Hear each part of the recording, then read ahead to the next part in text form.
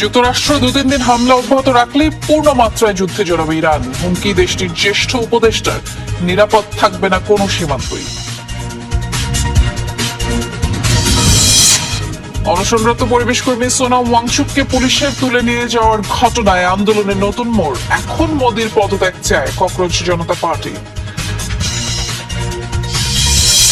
Europe জুড়ে দাবানলের ভয়াবহ তাণ্ডব। নরওয়ে থেকে স্পেন, আগুনে পুড়ছে বন জঙ্গল, জনপদ, ঘরবাড়ি ছেড়ে পালাচ্ছে লাখো মানুষ। কুয়েত জর্ডানের মার্কিন ঘাঁটিতে ইরানের ড্রোন হামলা, টার্গেট ছিল গোলাবারুদ জিপো সেতু, মেলেনি হতাহতের খবর। ইরানের মিসাইল হামলার পর জর্ডানের অ্যাকশন শুরু, একে একে নামানো হয় 10 ক্ষেপণাস্ত্র। জটিল হচ্ছে পরিস্থিতি, দাবি বিশ্লেষকদের। মধ্যপ্রাচ্য জুড়ে উত্তেজনার মধ্যেই পরিস্থিতিতে নতুন মোড়। যুক্তরাষ্ট্র ইরান যুদ্ধে জড়িয়ে যেতে পারে পাকিস্তান, শঙ্কা সমর বিশ্লেষকদের। দাবানলে পুড়ছে উত্তর আমেরিকার একের পর এক এলাকা, নিরাপদ স্থানে আশ্রয় নিচ্ছেন মানুষ। কানাডাকে দুষলেন ট্রাম্প।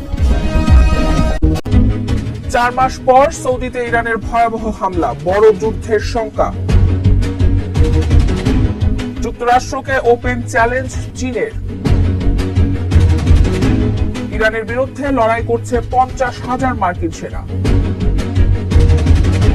ফিলিস্তিনি বন্দীদের জন্য কুমির বেষ্টিত কারাগারের পরিকল্পনা ইসরায়েলের। ইরানের ভয়ে পাকিস্তানের সঙ্গে প্রতিরক্ষা চুক্তি করতে মরিয়া কুয়েত। আমেরিকার হামলার জবাব দিতে এক মুহূর্ত সময় নেয়নি আইআরজিসি। খামেনির যোদ্ধাদের ছোড়া মিসাইলে মুহূর্তেই ধ্বংস হলো জর্ডান, কাতার ও কুয়েতের মার্কিন কমান্ড সেন্টার। বিশ্বাসঘাতক আরব দোসরদের আড়াল ছিন্ন ভিন্ন করে শত্রুর মনোবল ধসিয়ে দিল ইরান।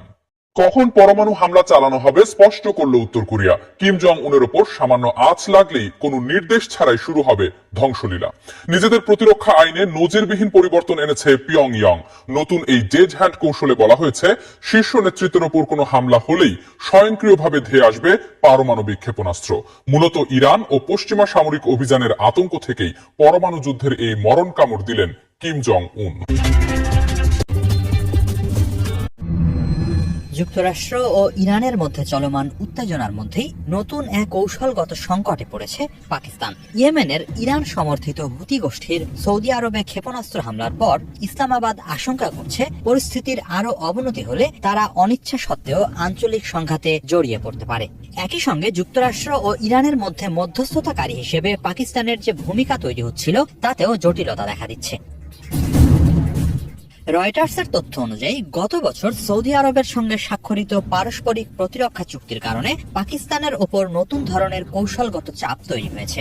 এই চুক্তির আওতায় হাজার হাজার পাকিস্তানি সেনা এবং একটি যুদ্ধ বিমান স্কোয়াড্রন বর্তমানে সৌদি আরবে মোতায়েন রয়েছে। ফলে সৌদি আরবের নিরাপত্তার ওপর বড় ধরনের আঘাত এলে ইসলামাবাদের জন্য নিরপেক্ষ অবস্থান ধরে রাখা কঠিন হয়ে যেতে পারে।